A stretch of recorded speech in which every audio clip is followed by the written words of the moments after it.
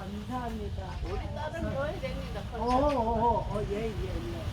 자, 우리가 지금까지 이야기했던 걸 기억하면, 다른데 옛날에 오래 다녔던 사람들보다 지금 제가 예수님이 십자가에 하나님의 아들이지만 육신을 입고 이 땅에 오셔서 돌아가신 것과 그 돌아가심이 우리를 위해서 돌아가셨다는 거, 이게 기독교에서는 핵심이에요. 예수님이 십자가에서 나를 위해 죽었다는 이 놀라운 사실, 그리고 그 주님이 우리를 의롭다, 그러니까 어떤 종교하고도 비교되는 게 뭐냐면 다시 살아나셨다는 거예요. 그 살아나신 주님이 하늘나라에 하나님 우편에 계실 뿐 아니라 예수님을 영접하면 내 안에 늘 나와 함께하며 알게 하고 깨닫게 하고 죄인 것을 알게 한다는 것까지 지난주에 이렇게 했어요. 근데 제가 어디에서 말씀을 듣는데 뭐라 하냐면, 어느 사람이 공부를 잘해. 근데 학비가 부족한 거예요. 근데 어디에서 학자금을 준다는 광고를 보고 그 부자에게 찾아갔어요. 그래가지고 그분 앞에 딱 섰는데 그냥 주는 게 아니고, 이 돈으로 자네가 공부를 해서 무엇을 할 것인가. 그러니까 뭘 하겠어요? 일단 공부를 해서 졸업을 하게 되면 좋은 직장을 가려고 애를 쓰겠죠. 좋은 직장 간 다음에는 무엇을 할 것인가. 그러면 직장 가면은 이제 나이가 결혼 정년기가 되면 뭘 하겠어요? 결혼을 하지 않겠어요? 그리고 결혼한 다음에는 또 자녀를 낳고, 그리고 자녀들을 출가하고, 다음에는 노부부만 남겠지. 그 다음은 뭐 할 건가? 죽지요. 이랬어. 우리는 태어나면 죽습니다. 근데 그 어르신이 하는 말이, 내가 죽으면 없어져 버릴 것에 투자할 가치는 없네. 그래서 이 사람이 집에를 와서 곰곰이 생각을 했어요. 어떤 것이 과연 가치가 있는 것이고 어떤 것이 영원한 것이 있는가 생각해 봤더니, 이 해 아래는 새 것이 없다고 그러고 모든 것은 다 죽고 변하고, 꽃도 시들고 명예도 꽃에 비유할 정도로 다 지나가는데, 저 지난절 때 하나님의 말씀은 영원 세세토록 있다고 한 그 아들 예수님이 생명이라는 거, 영원한 생명이라는 거. 그래서 그분에게 찾아가서 영원한 생명을 전하는 자, 그 생명을 소유할 뿐 아니라 전하는 자가 되겠습니다. 그래서 저도 아침에 애들이 학교 다닐 때 등교를 이제 데려다 주면서 사람이 태어나면 이 이야기를 우리 애에게 하는 거예요.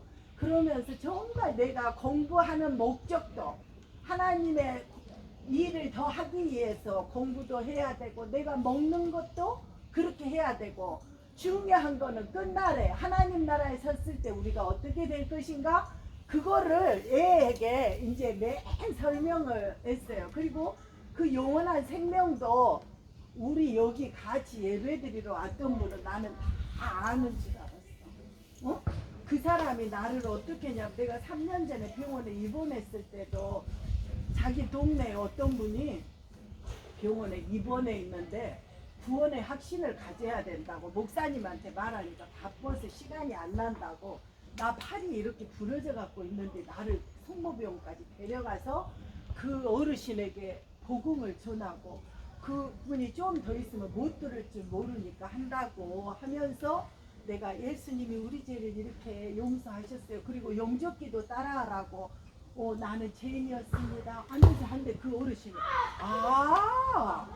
이러면서 그 이해가 된 거예요. 근데 그렇게 많이 하니까 그분도 잘 아는 줄 알았더니 어디를 갔는데 들었다고 그러더라고. 근데 이 말은 자꾸 들어도 어느 날 그것이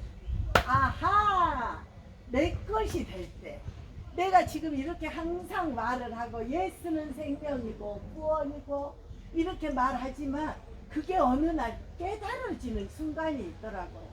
우리가 무슨 짐승을 다 물 앞에 데려놔도 먹을 수 있는 사람, 말만 목마른 자가 먹듯이 우리도 항상 하는 이 말이 저도 그랬어요.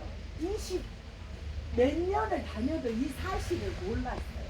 근데 어느 날 예수님이 나를 위해 죽으셨고, 아니 나를 위해 죽으셨다고 안 믿었지. 어떻게 믿었냐? 인류의 죄를 위해서 돌아가셨다고 했지. 그 인류보다 중요한 거는 나라는 거. 근데 나를 위해 돌아가셨다고 믿어질 때, 그러면서 성경을 읽는데 불법을 행하는 자 하나님 나라를 이웃으로 받지 못하는데 그리스도로 말미암아 얻을 수 있다는 이 말이, 성경을 보다가 내가 아하 하면서 아멘도 하고 싶고, 그 뒤부터 이게, 그러니까 내가 교회를 다닌 지는 깐난이 때, 기억이 없을 때부터 다녔어도 그걸 모르고 열심만 하고 다녔는데, 진짜 이걸 안 뒤로는 가만히 있을 수가 없어요. 교회 가자, 하나님 믿어야 돼, 이렇게 해주더라고요. 근데 그때 어떤 확신이 있었냐면, 우리가 받은 게 구원이라고 그랬죠. 하나님께 갈 수 있는 길이 구원인데, 성경은 구원받은 사람에게 사탄은 이렇게 말해요. 네가 교회를도 안 가고 또 교회를 갔다 하더라도 그 한 번 믿었다고 죄가 다 없어져? 하나님의 자녀가 돼? 사탄은 나에게 이런 의심이 들게 한다는 거예요. 왜 그러냐면 항상 우리 마음에는 두 마음이 있어요. 아니 그렇게 내가 지금까지 70, 80 평생을 살았는데 수근수근 하는 것도 죄지요, 또 자랑하는 것도 죄라가 뭐 하루도 안 지고 살 수는 없겠더라고요. 그런 거를 예수님이 십자가에 내 죄를 죽으셨다고 믿는다고, 네가 한 번 믿었는데 그 죄가 다 없어졌겠어? 하고 사탄은 이렇게 우리에게 마음에 이 생각이, 의심이 들게 할 수도 있다는 거예요. 그럴 때 어떤 말을 생각을 하냐면, 하나님 말씀에는 또 뭐라냐면, 또 증거는 이것이니, 확실한 말씀이 있는데 하나님이 우리에게 영생을 주신 것과 또 이 생명이 그의 아들 안에 있는 것이니라. 그러면서 아들이 어떤 아들, 예수님이 십자가에 나를 위해 죽으셨다고 믿는 그 믿음, 그리고 아들이 있는 자에게는 생명이 있고 하나님의 아들이 없는 자, 하나님의 아들이 없다는 거는 교회를 다니고 있어도 없을 수가 있어요. 예수가 나를 위해 죽었다고 믿어지지 않는 사람. 옛날에 저희 어느 분도 나한테 이제 임박하니까 가서 이 말씀 좀 전해주라고 해서 갔는데, 다른 말씀은 아주 빨리빨리 다 하시더라고요.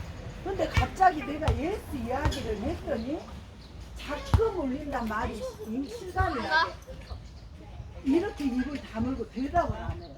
그래서 십자가에 못이 박히면, 여기에 못이 박히면 뭐가 흐르겠냐? 뭐가 흘러요?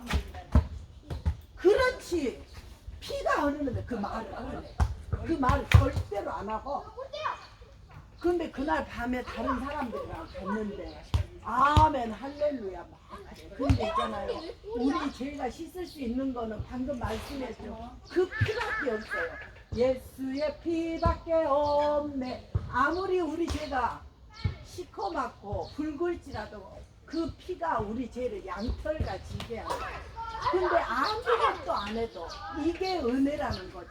그러면서 이 생명이 그 아들 안에 있는 자입니다. 아들이 있는 자에게는 생명이 있고, 아들이 없는 자에게는, 아들이 없는 자는 어떤 자를 말하냐면 하나님을 안 믿는 자. 다니나 안 다니나, 다닌다고 해서 다 있는 게 아니에요. 저도 27년을 다녀도 몰랐다는 거죠. 난 아들이 없는데. 아들이요, 나도 아들은 없는데 그 아들이 아니라 하나님의 아들이 내 마음에 있는 자에게는 생명이 있고, 하나님의 아들이 없는 자에게는 생명이 없느니라. 이해되시죠? 그러면 간단하게 볼 때 영생은 누가 줄까요? 그렇지, 하나님이 우리에게 영생을 주신 것과, 이렇게 말씀, 하나님이 맞아요. 근데 지금 이단 거기에서 어떤 학생이 거기를 갔는데 영생은 유일하신 하나님이 보낸 그 아들을 믿는 것이 영생이고 영원한 생명을 소유하는 건데 그 사람이 이렇게 엽서에다가 영생을 써서 주고 자기가 그걸 받고 감격해서 울었대요. 그게 영생이 아니야. 영생은 방금 말했죠. 하나님이 우리에게 영생을 주신 것과 그러니까 이 영생은 영원한 생명은 이 땅이 끝이 아니고 우리는 이 땅이 끝나는 순간 시작이 되는 거죠. 그리고 영생은 어떤 사람에게 있느냐고. 영생은 어떤 사람이 있겠다. 하나님이 영생을 주고 이 영생은 어떤 사람에게 있냐면 아까 우리가 읽었죠. 하나님이 우리에게 그렇지 이 생명의 그의 아들 하나님의 보내신 그 아들을 믿는 사람에게 영생이 그러니까 영생은 하나님이 주고 그 영생은 어떤 사람이 갖냐 하나님의 아들을 마음에 내 죄를 용서하셔서 감사합니다. 한번 생각해봐요. 내가 아무리 누구를 사랑해도 내 자녀하고 바꿀 수는 없어요. 근데 하나님은 그 아들하고 나를 얻기 위해서 바꾸셨다는 거예요. 그러면 영생은 누가 소유하고 있냐? 예수 그리스도를 내 마음에 영접한 사람이 이 영원한 생명을 소유하고 있다는 겁니다. 그리고 영생이 없는 사람 아무리 착하고 선하고 어떤 우리 이런 말 많이 해요. 아유 저 사람은 교회 안 다녀도 착해. 착해서 저런 사람이 천국까지 않겠어. 근데 한번 생각해봐요. 아무리 공부를 잘해도 그 어떤 학교에 등록을 안 하고 입학을 안 하면 상 안 줘요.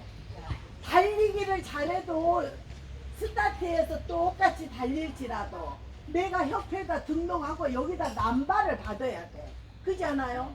이 남발을 안 받은 사람이 1등 났다고 해서 상 주겠어요? 절대로 안 줘요. 왜? 이름도 없는데 누군지 어떻게 알겠어요? 하나님 나라도 그래요. 내 이름이 영원한 생명책에 써있는 사람에게 아들이 있는 자에게 영생을 주고 정말 주님이 어쩔 때는 캄캄하면 그런 생각이 들어요. 주님이 오실라나? 그러면 우리 마음에 예수 믿는 사람 눈 딱 뜨는 순간에 없어지고 우회로 공중회로 들림받은다고.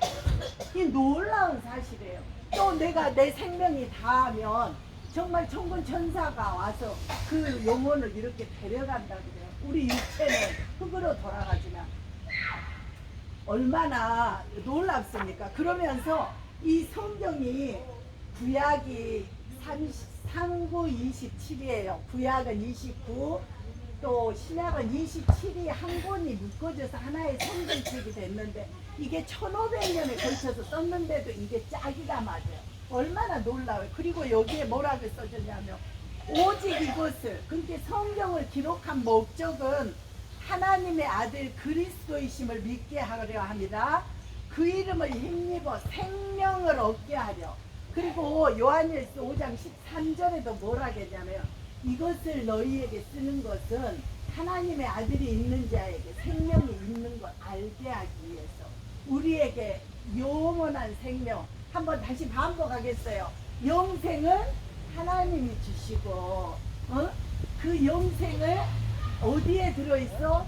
예수 그리스도 십자가의 보혈로 내 죄를 씻어주는 게 영원한 생명을 받을 수 있는 길이고 예수 영생이 있는 사람은 마음에 예수를 영접한 사람에게 이게 하나님 믿는 가장 기본의 핵심이고 이게 자녀되는 것이고 놀라운 일이에요.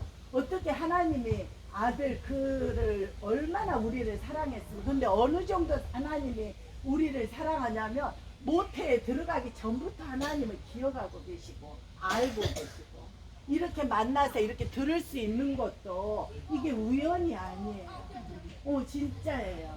우연이 아니고 하나님이 우리를 사랑하고 하나님은 놀라워. 정말 어떻게 나 같은 자에게 정말 세상으로 하면 엄청 어디로 튈지 모르고 근데 어떻게 이렇게 붙들림 돼서 하나님 이렇게 나 같은 자에게도 이렇게 전할 수 있는 은혜를 주셔서 너무너무 감사해요. 이렇게 예배드리고 또 가까이 와야지 이거 너무 감격스러워.